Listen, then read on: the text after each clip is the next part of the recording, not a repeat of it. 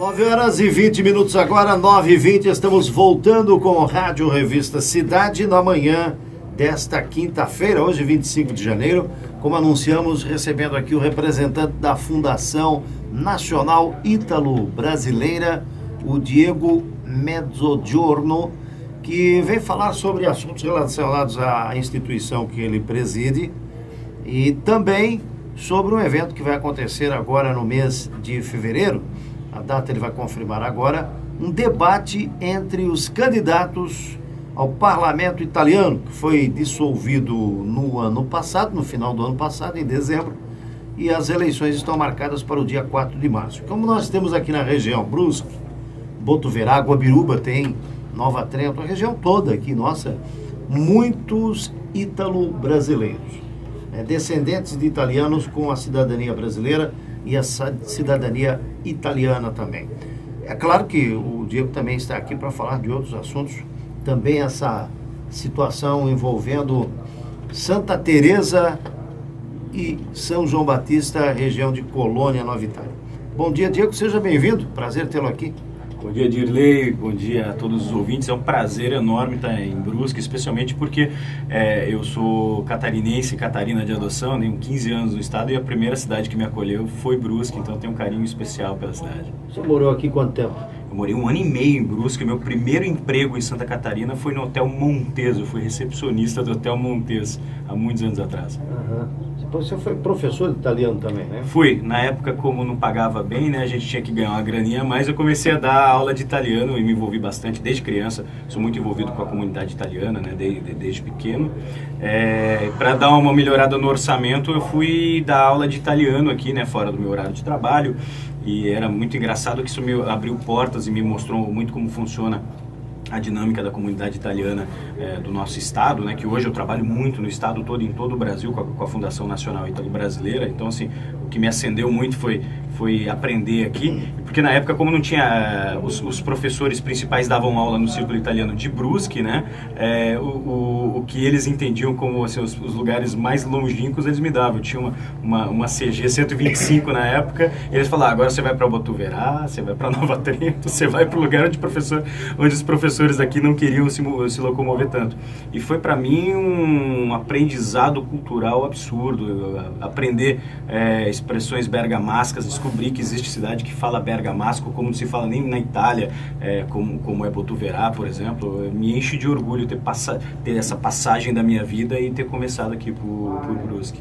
Por curiosidade, algumas palavras que no italiano gramatical são bem diferentes do italiano bergamasco, por exemplo, aqui próximo da gente.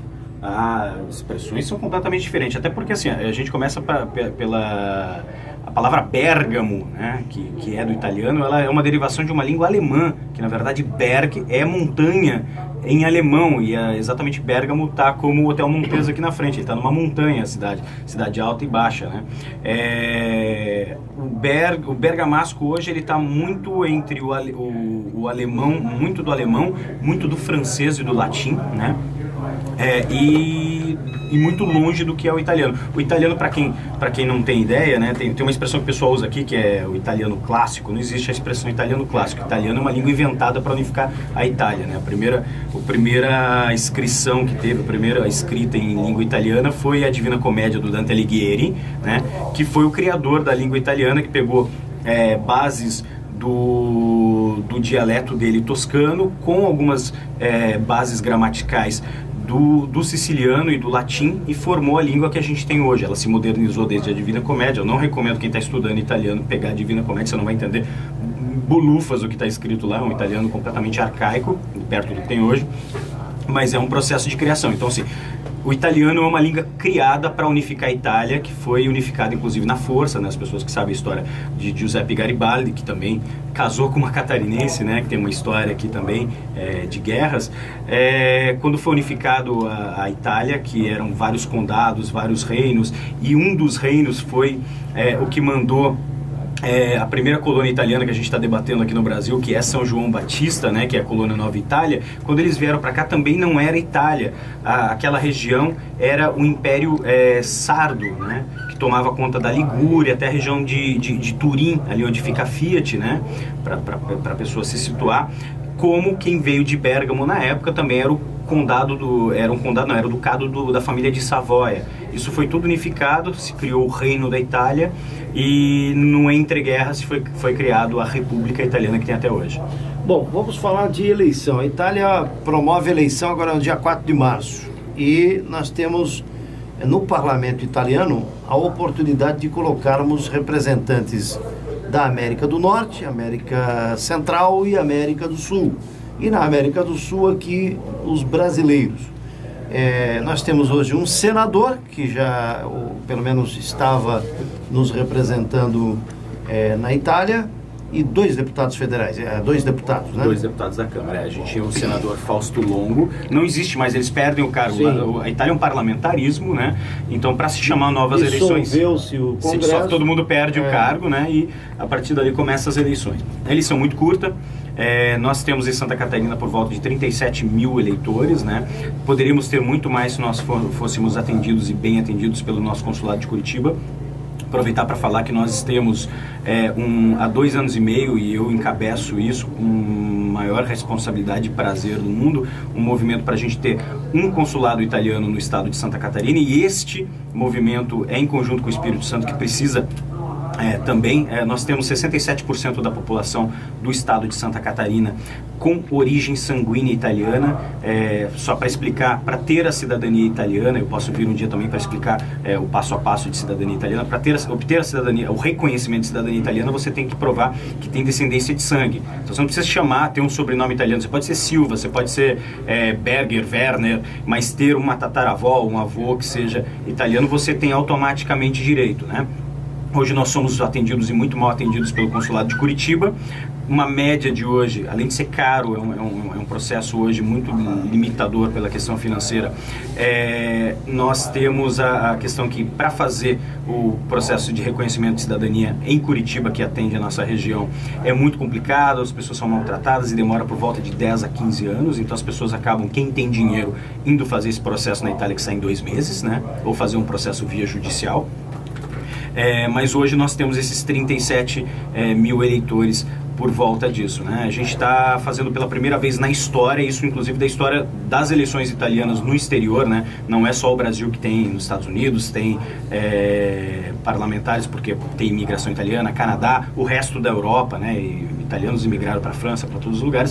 Essas regiões foram divididas e separadas um total de representantes dos italianos no exterior. Nós temos 4 vagas para a Câmara e 2 para o Senado. Geralmente fica meio a meio Brasil e Argentina essa conta, né? As últimas eleições ficaram 2 deputados, 2 para lá, 2 para cá e 2 senadores, um senador para cada lado.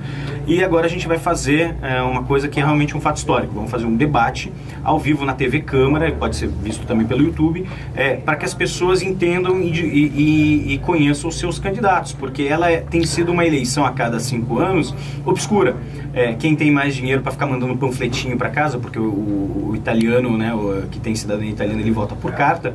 Então, como ele não conhece o eleitor, é o que ele achar mais simpático no panfleto, né, independente da proposta, ele vota. Temos muitas coisas a melhorar para a comunidade. Nós somos a maior comunidade étnica do Brasil, por volta de 28 milhões de habitantes tem origem italiana no Brasil, né? Somos a maior comunidade étnica do estado de Santa Catarina. Então nós temos que ser muito melhor representados e melhorar o serviço de atenção à nossa população. Esse sistema é possível que não se mude nunca? Essa votação que tem que ser através de correspondência? Por que não se faz diferente? Se utilize as próprias instituições que representam a Itália e se votar por urna mesmo, urna eletrônica, como é essa convencional que a gente faz, né? Existe agora na Suprema Corte italiana, né, que eles chamam de Corte di Cassazione, é diferente do nosso STF, porque ela é mais dividido isso. Existe, inclusive, uma coisa declarando a ilegalidade desse tipo de voto na Itália. Provavelmente não vai ter uma decisão até as eleições, então essa eleição vai ser feita assim. Há a discussão de que se essa eleição realmente ela não é fraudável, como ela é feita. Existe na Itália, inclusive, alguns conselhos que estão debatendo um outro tipo de de eleição para a representatividade italiana no exterior. Eu concordo, é uma eleição muito complicada, ela gera muita abstenção. As últimas eleições tiveram mais de 60% de pessoas, porque a pessoa, o voto não é obrigatório na Itália, né, que é uma coisa que a gente deveria repensar no Brasil também, o voto ser obrigatório, né, mas você acaba tendo que fazer a votação, ir até um correio, depositar o negócio em tempo hábil muito curto, tá? Geralmente você tem uma semana para fazer isso, porque é carta comum que você acaba tendo que mandar, tem aquele atraso do correio. A carta vai para o consulado. E vai para o consulado, e quem faz a contagem dos votos e manda para Roma é o consulado. Então, assim, é uma modalidade muito, muito discutível. Eles têm razão disso, eu acho que tem espaço para modernizar isso, sim. Mas é uma eleição diferente da que acontece na Itália. Lá é bem mais... Ela é distrital, né? A eleição lá é distrital. Ela é distrital, né? Ela é distrital, e lá... e inclusive a nossa também é distrital. O nosso distrito é a América do Sul, né? Certo. É a nossa divisão de representação, mas lá é distrital. Mas não é distrital, por exemplo, em relação ao Brasil. Nós podemos perder cadeira para a Argentina, por exemplo. A gente pode. Venezuela, que tem muito italiano. Inclusive, é o terceiro país com mais italianos, para quem não sabe, é a Venezuela. A questão ali é o seguinte: nós hoje dominaríamos as eleições italianas se os consulados, as representações italianas nos atendessem melhor, e a gente teria muito mais cidadãos italianos reconhecidos hoje que poderiam votar, né? E isso é uma discussão também que está sendo levada pela Fundação. Agora está tendo as eleições, a gente está debatendo muito com os candidatos. Eu estive ontem pessoalmente com o candidato Fábio Vicenzi, que está aqui e esteve em Florianópolis conversando comigo, porque é o seguinte: ter cidadania italiana não pode ser somente ter um livrinho chamado passaporte para você viajar para Miami ou ir para a Europa, né? A gente tem que ter um projeto de exercer cidadania, né? A gente tem que ser visto pelo governo, pelo Estado italiano, pelo governo italiano, como o quê? Como representante da Itália. E o governo italiano não faz isso. Eu digo para vocês, hoje eu estive ontem no Círculo Italiano de Santa Catarina, que é o CIB, em Florianópolis. Para você pagar uma inscrição anual custa por volta de R$250, você tem que pagar anualidade. Daí você tem que pagar um curso que custa também. Não é acessível, não são preços módicos, né? Porque a gente tem que lembrar o seguinte: tem italiano que se deu bem na vida, que é fatto l'América, né? Que eles vinham para fazer a América, que pode pagar para o filho, né? E ter isso daí, porque ele vai... É uma coisa que ele quer fazer, né? É um orgulho dele.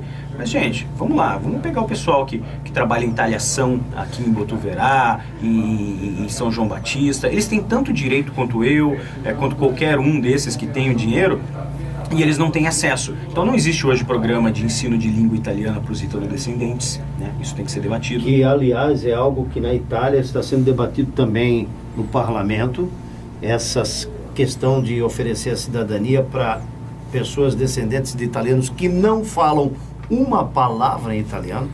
Mas que eu acho um absurdo. Mas eles não fazem nenhum programa. A culpa não é... Nós fomos largados aqui.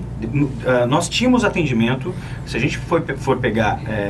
a nossa comunidade era a mais forte do estado, né? Inclusive, todo o quarteirão, quem conhece Florianópolis, tem a Praça 15, tem a Catedral. Do lado esquerdo ali, que é toda propriedade do estado e prefeitura, aquilo lá era Fratellanza Italiana. Nós éramos a comunidade mais forte. O cooperativismo italiano do interior era fortíssimo. Inclusive, tem relatos, né, de que se mandavam grandes somas de dinheiro de financiamento durante a época do fascismo e saindo de Santa Catarina. Aí, politicamente, o governo do estado se incomodou muito com aquilo lá e acabou dissolvendo aos poucos, se utilizou também a questão da guerra. Então toda essa capilaridade, essa união dos italianos foi dissolvida por um projeto de governo, tanto federal, mas especialmente do estado de Santa Catarina. Isso nunca foi retomado.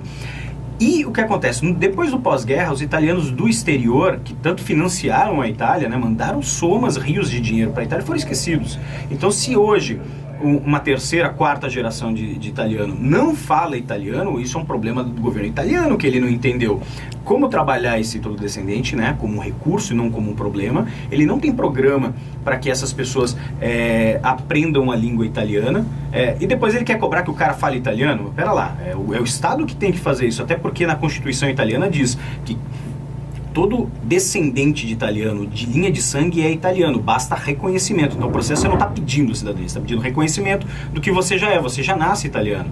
Então se eu já nasço italiano, o Estado italiano tem que cuidar de mim, ele tem que dar no mínimo a minha italianidade, que começa pela língua e outras coisas. E é uma discussão que a gente estava fazendo, até falar em primeira mão de um projeto que a gente já tinha conversado, eu não falei em nenhum lugar ainda. A gente começou, eu tive discutindo ontem com alguns desembargadores amigos, né, que são de origem italiana, também estão nessa causa. Nós estamos em todos os lugares, inclusive o próprio governador do estado é cidadão italiano, né, o Raimundo Colombo é cidadão. Quantos deputados hoje na Câmara nós temos que possuem a cidadania?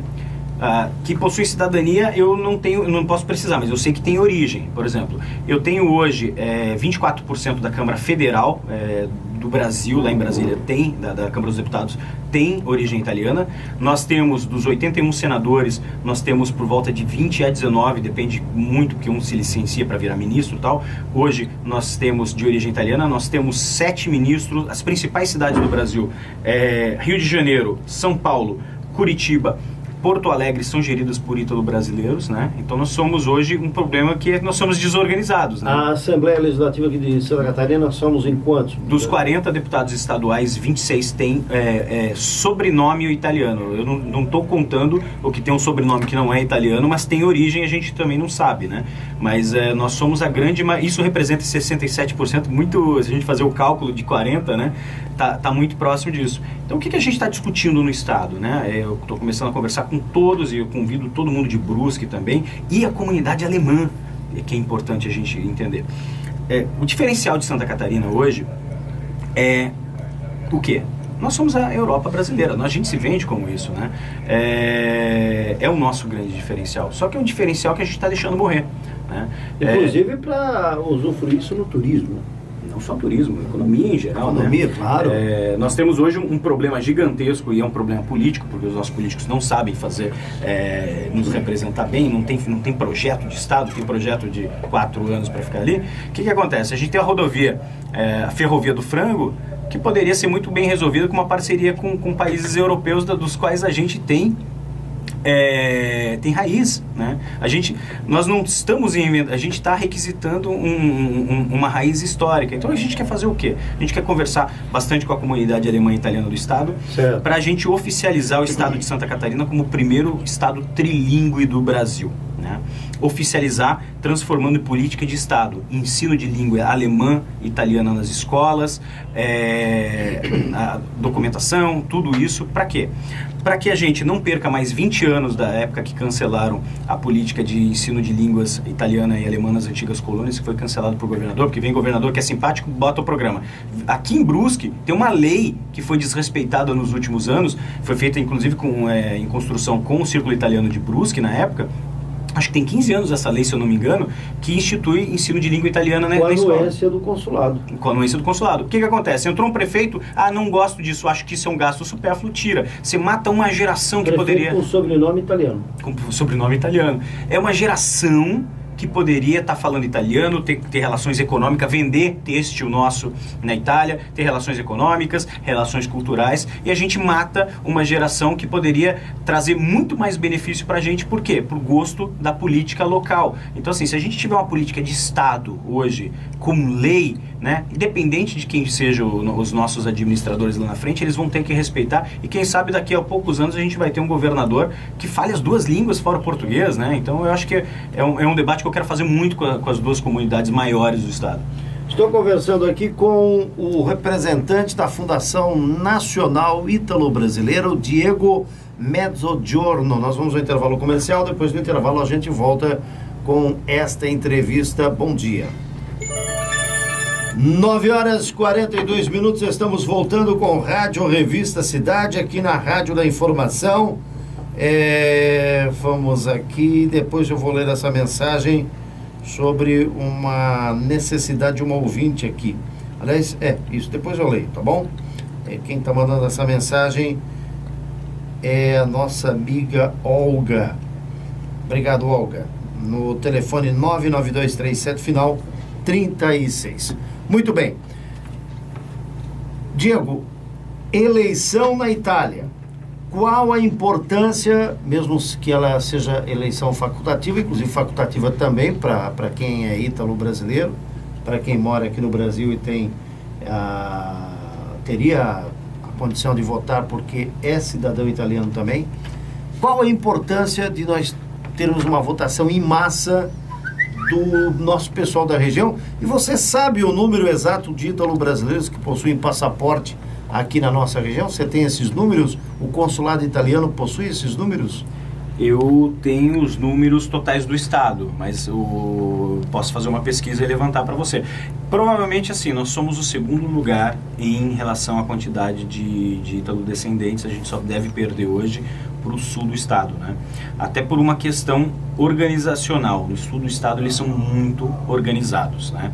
Nós hoje temos um problema. Qual grande? Por que nasceu a Fundação Nacional Ítalo-Brasileira? Ela nasceu nos moldes da NIAF americana, que é a Fundação Nacional Italo-Americana. Eles inclusive apoiam a gente. Eles têm 42 anos, são muito fortes.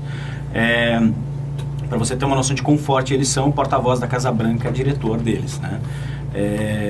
Nós hoje, se a gente parar para analisar Santa Catarina, nós somos extremamente desorganizados, nós não conversamos as comunidades, nós temos por volta de 160 comunidades de círculos italianos, corais italianos, né, como o próprio coral de Bergamasco de Botuverá, nós temos a comunidade... coral em Guabiruba também, aliás, um grupo que dança em Guabiruba. Tem o grupo de dança. Tem agora a associação que nasceu aqui em São João Batista, que é da colônia Nova Itália. Então, assim, contando isso tudo, a gente tem por volta de 160, né? Você acha isso positivo ou negativo? Eu acho extremamente positivo se a gente tivesse uma organização central. Esse é o grande problema. O que acontece? A gente faz políticas egoístas e locais, do tipo, afirmando, eu sou mais italiano que o cara de lá, né? A gente não se conversa. Hoje nós seríamos, falando com os números que eu já dei para você, Assembleia Legislativa, nós somos mais de 60%. O governador do estado é italiano com cidadania italiana. A grande parte dos frigoríferos, a grande parte da economia de Santa Catarina está na mão de ítalo-descendentes, se a gente pegar para fazer uma análise muito crua, assim, rapidamente. Grande problema, nós não somos organizados. E isso faz com que nós temos hoje 3 senadores, dos 3 senadores todos são alemães, né? Com uma população de 67% do estado sendo italiana.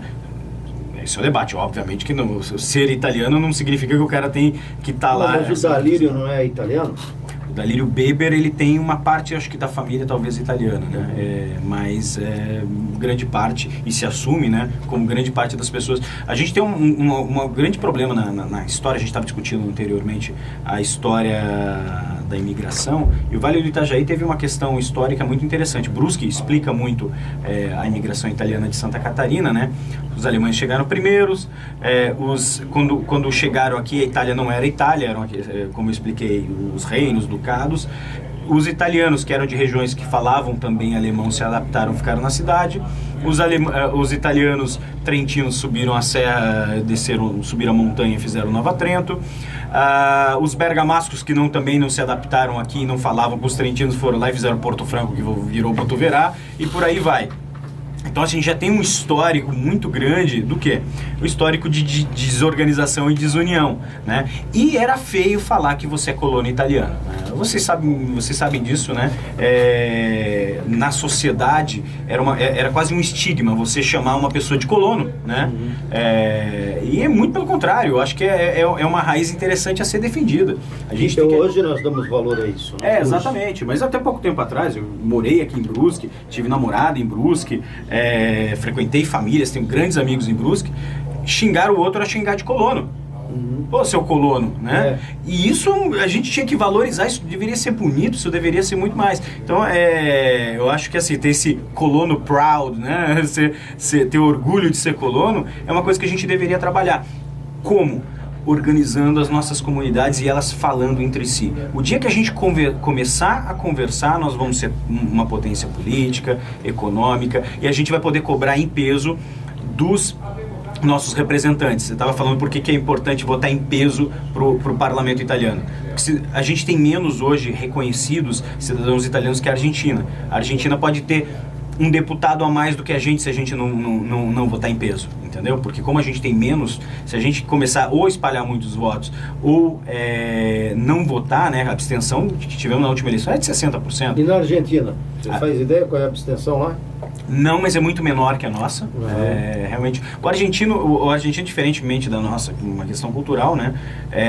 Uma imigração, inclusive, que veio um pouquinho mais recente do que a nossa. Ele tem muito essa ligação. Tanto que você vai, para uma pessoa que vai para Buenos Aires, ele vai comer um gelato, que eles chamam de helado, né? Mas é todo um gelato italiano. A cozinha italiana está muito presente, então a cultura italiana está mais presente hoje. Tem um bairro chamado Palermo, dentro da Argentina, dentro de Buenos Aires. Não, o presidente da Argentina hoje é Macri.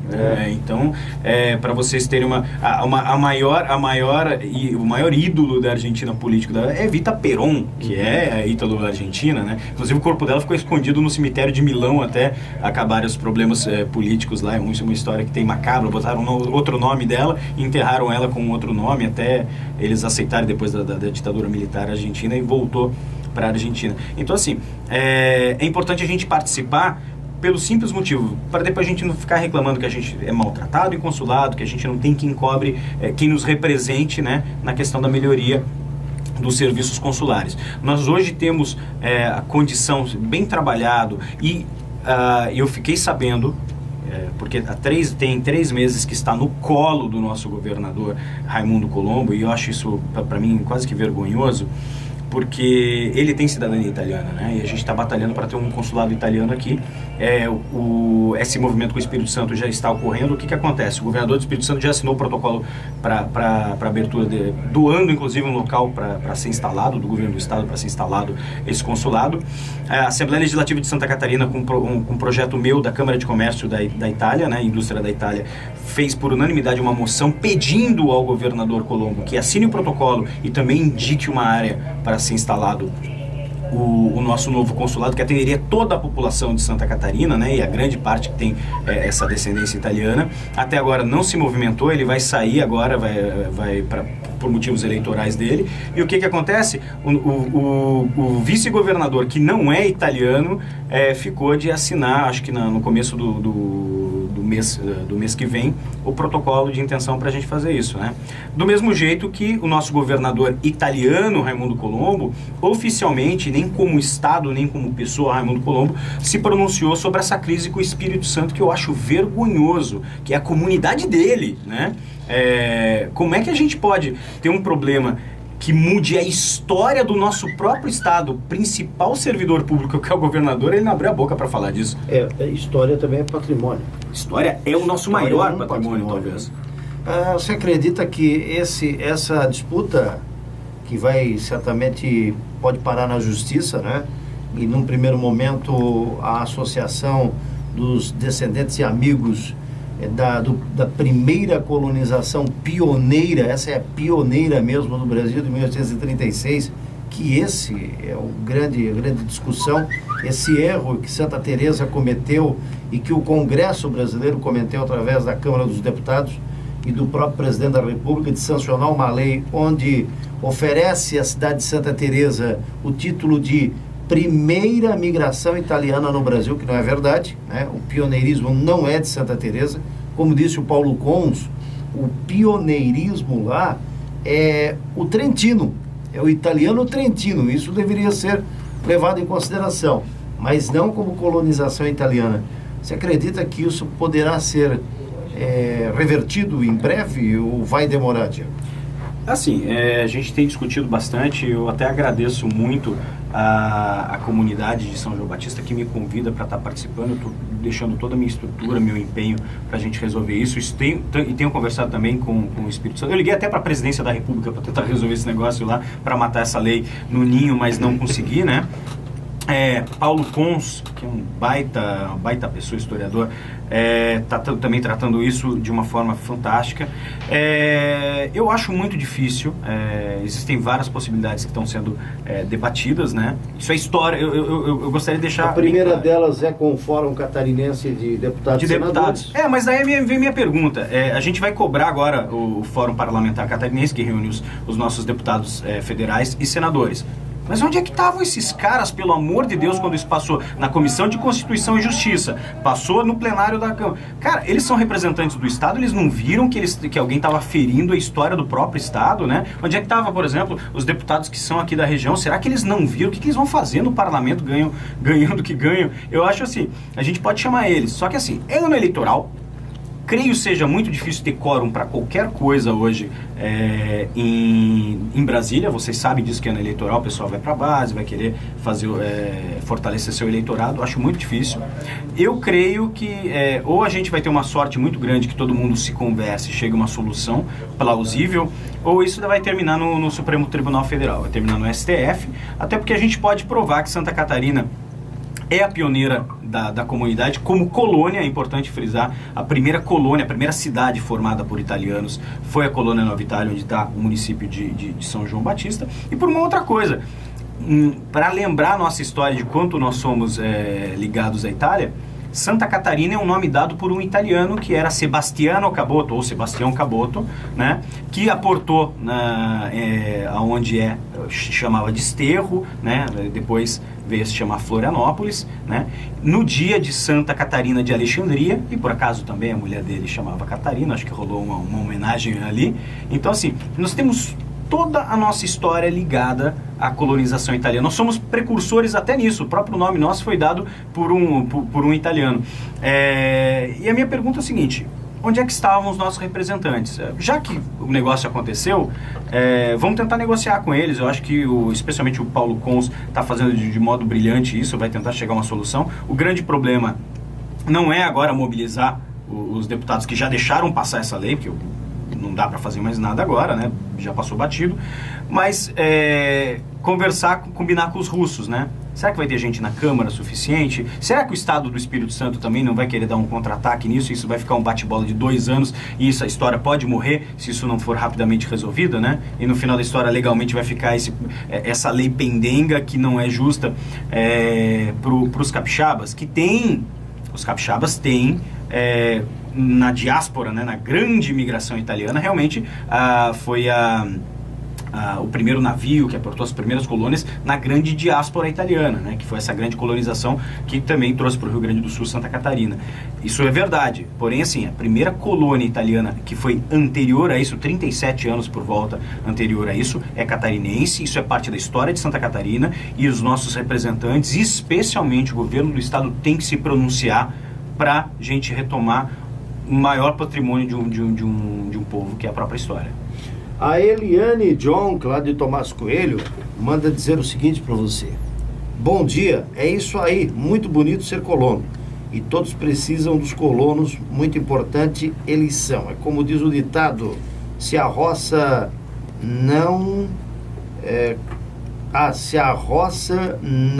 colhe, a cidade não come. Um bom dia a todos vocês aí, Eliane, mandando um abraço para você. Obrigado, Eliane. Eu acho que é o seguinte, eu sou uma pessoa, como eu disse, eu não nasci em Santa Catarina, eu tenho 15 anos de Catarina adotado, eu tenho um orgulho danado e eu luto muito por Santa Catarina, luto pelos nossos consulados, não só pela comunidade. Então assim, eu tenho Santa Catarina como a minha terra, né? Sou de uma família também de pessoas que vieram da roça, agrícolas, né? Plantaram café, tiraram leite, e eu acho que é o seguinte, é importante, né? Hoje nós não estamos mais só na colônia, né? Se você pegar o processo industrial do Vale do Itajaí, né? Você pega hoje, todo mundo se industrializou. O colono não é mais plantador de tabaco somente, ele tem desde a talhação até a empresa que é dele hoje, né? Nós temos aqui a Havan, inclusive o dono da Havan, né? Que é um dos maiores empresários do Brasil hoje, tem cidadania italiana, né? Embora não tenha sobrenome italiano, mas a mãe dele é italiana, né? Spiridião Amin, né?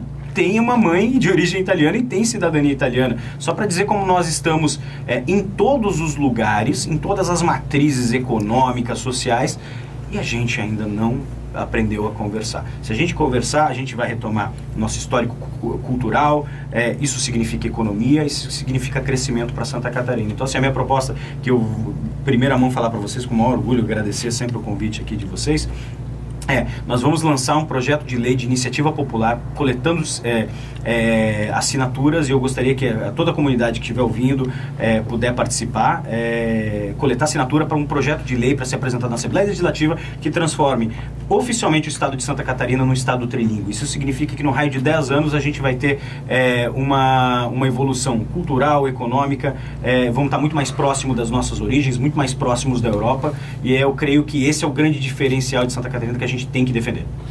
Muito bem. Obrigado ao Diego Mezzogiorno, que esteve aqui conosco. Como é o nome da sua mãe que está te acompanhando aí? Cléo, Dona Cléo veio comigo. Dona Cléo, seja bem-vinda, Dona Cléo. Esse seu amigo aqui, o assessor? Ele é o Jones. Jones, obrigado.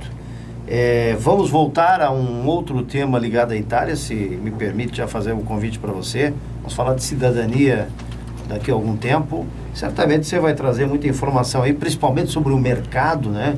Sobre esse intercâmbio de negócios que é possível fazer entre o Brasil e a Itália, que infelizmente nós não utilizamos esse nosso fato de sermos italianos, a nossa raiz, poderíamos utilizar mais, né? E com isso também avançar mais na economia, né? Obrigado, Diego. Muito obrigado a vocês e um bom dia a todos.